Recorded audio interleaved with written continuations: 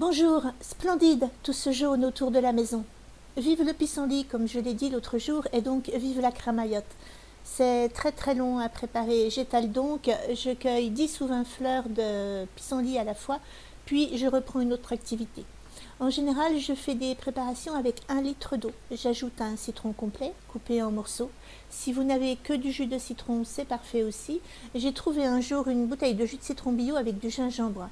Je pense faire une macération maison bientôt pour une cramaillotte un peu relevée.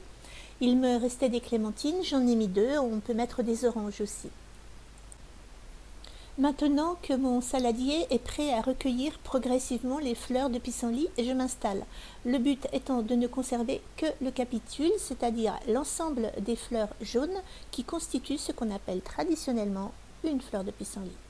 Parfois, c'est super, ça va vite, ça fait comme une jupe qui se déroule doucement autour du capitule. Pour me distraire et ne pas oublier, comme plusieurs activités en cours, je fais des paquets de 10. Sauf cas de grand vent, ça m'a souvent bien dépanné.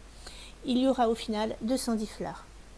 C'est achevé, je vide tout cela dans une casserole et porté à ébullition pendant 5 minutes. Nous sommes au milieu de l'après-midi, je laisserai infuser toute la nuit. Je reprends ma préparation, je filtre au travers d'un linge en serrant très fort ou carrément entre mes mains. J'ajoute une quantité de sucre égale au jus obtenu et, optionnel, une cuillère de vanille.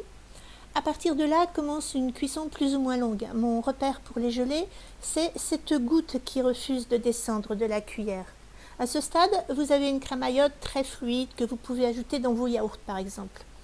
Si au total vous faites cuire 50 minutes, vous obtenez une cramaillotte toujours fluide mais beaucoup plus épaissie, plus adaptée aux tartines. Vous avez pris soin de stériliser pot et couvercle et voici quelques pots préparés. Vraiment à faire, à découvrir, trop bon. À bientôt.